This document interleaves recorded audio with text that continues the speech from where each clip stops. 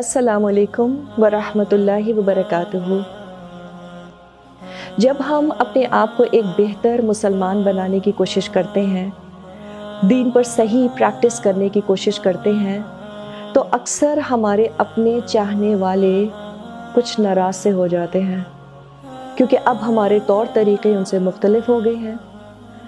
کچھ اس لیے ناخوش ہوتے ہیں کیونکہ شاید آپ وہ کر پا رہے ہیں جو ان سے نہ ہو سکا، اور کچھ اس لیے خفا ہوتے ہیں کیونکہ وہ ان باتوں کو غیر ضروری یا دین کا حصہ ہی نہیں سمجھتے، اور کچھ تو اللہ کے بارے میں مختلف تنقید کرتے ہیں۔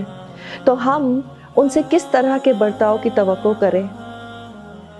ہم جو واقعی اتنی کمزوریوں کے مالک ہیں، کیا وہ ہمیں ایسے ہی چھوڑ دیں گے؟ کیا وہ ہماری ویلیوز کے ساتھ ہمیں ایکسیپٹ کر لیں گے؟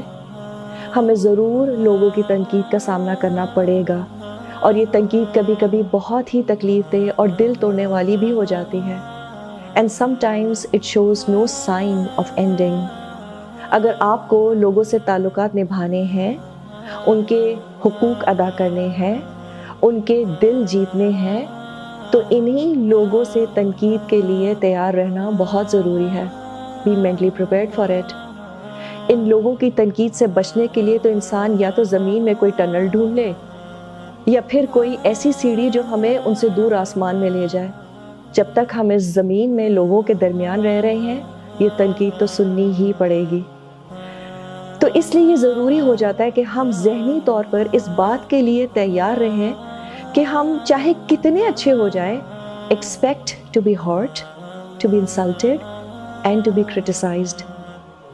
لیکن وہ شخص جو زمین پر بیٹھا ہوتا ہے، کیا وہ گر سکتا ہے؟ So why do we make ourselves so vulnerable in front of them؟ وہ شاید ہم سے تب تک راضی نہ ہوں گے جب تک ہم ان کو خوش کرنے کی خاطر اپنی اچھی باتوں کو، اپنی نیکیوں کو چھوڑ نہ دیں گے۔ اور وہ لوگ جو پیپل کانشیس ہوتے ہیں، وہ لوگوں کی خوشی کی خاطر اپنے آپ کو ورتھ لیس بنا لیتے ہیں، اپنے اصول، اپنی اسٹرینتھس کی قربانی دے دیتے ہیں۔ And this is exactly what they want from you۔ تو اب رہنا تو انہی لوگوں میں ہے، پھر انسان کیسے ان سے ڈیل کرے؟ اپنے طریقوں میں پہلے سے زیادہ اٹل، اور ان سے ڈیلنگ میں پہلے سے زیادہ نرمی۔ آسان ہے؟ بالکل نہیں۔ لیکن اللہ نے قرآن میں کیا فرمایا ہے؟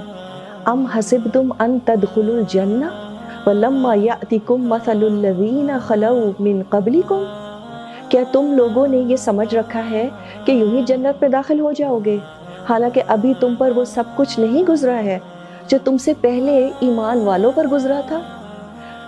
تو ہمیں کون سی بدر اور احد کی جنگیں لڑنی ہیں؟ کوئی آپ کا زیادہ سے زیادہ کیا بگاڑ سکتا ہے؟ کچھ سخت الفاظ، کچھ بے رخی، کچھ مذاق اڑانا، that's it۔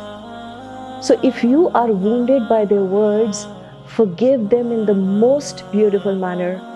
Love and care for them even more.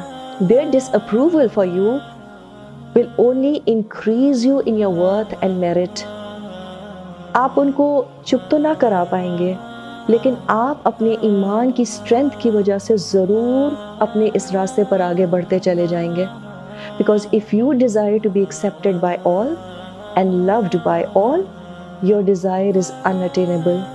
So let their criticism become the fuel for you to reach excellence in what you believe in۔